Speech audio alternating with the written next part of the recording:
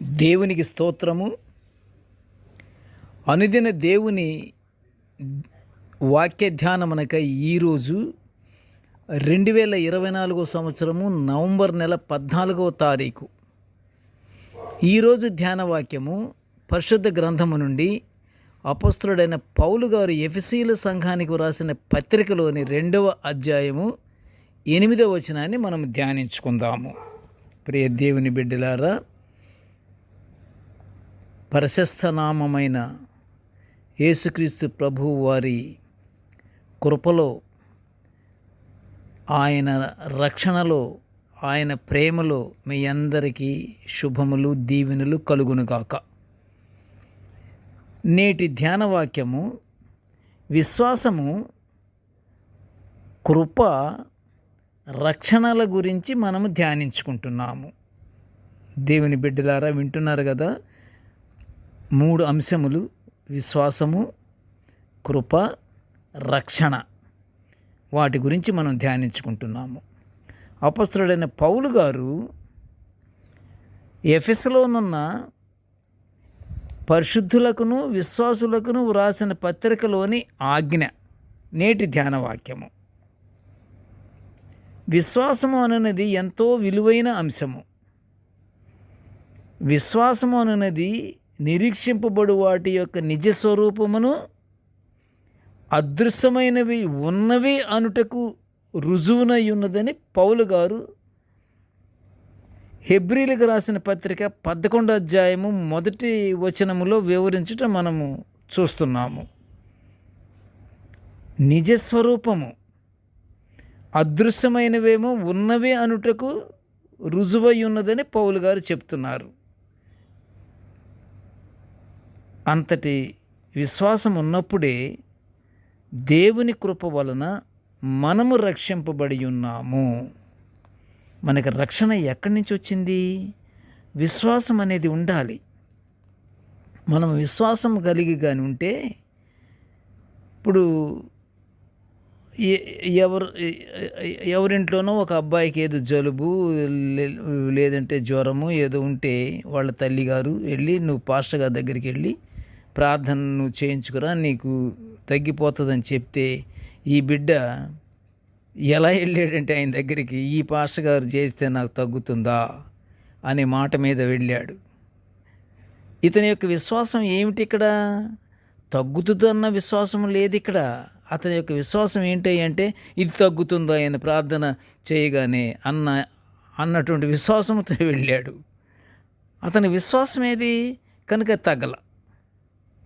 ప్రియ దేవుని బిడ్డలారా, విశ్వాసముతో కలిగి ఉండాలి. విశ్వాసం ఉంటే ఎంతటి పనైనా మనకి దేవుని యొక్క కృపలో తప్పకుండా మనకి విజయమే జరుగుతుంది. ఎలాగంటే, మనలోని విశ్వాసము ద్వారానే కృప పొందుకుని దేవుని బిడ్డలుగా మనం గుర్తించబడతాము.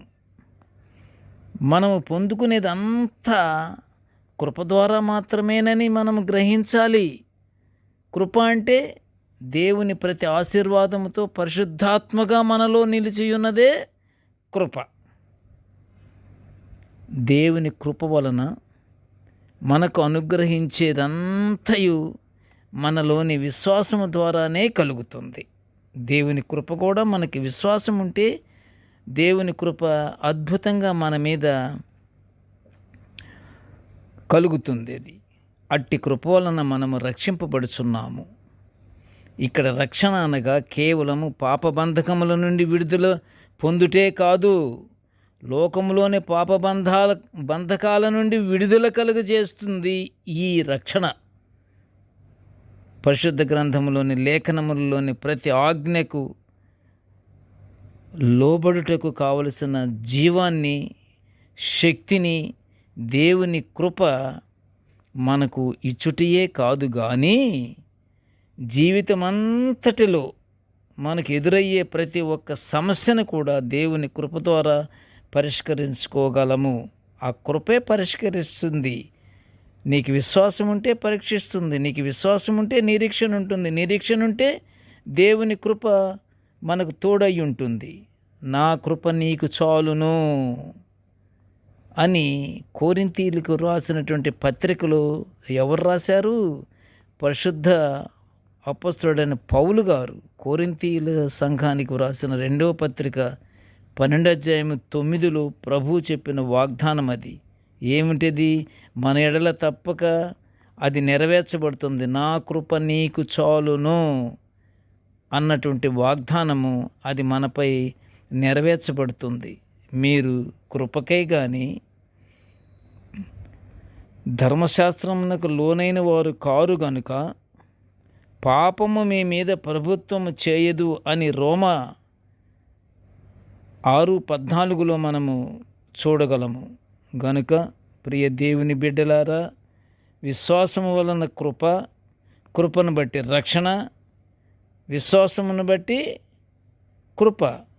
కృపను బట్టి రక్షణ మనుషులకు కలుగుతుంది. కాబట్టి మనలోని విశ్వాసము జారిపోకుండా ప్రార్థన ద్వారా దాన్ని గట్టిగా పట్టుకొని మనం నిత్యము దేవుని యందు ప్రార్థనలతో జరుపుకుంటూ విశ్వాసము కలిగి హృదయపూర్తిగా విశ్వాసముతో ఉంటే మనకి పరలోకాశీర్వాదాలు తప్పకుండా మనము పొందుకుంటాము. దేవుడు అనుగ్రహిస్తాడు. ప్రార్థన చేసుకుందాము.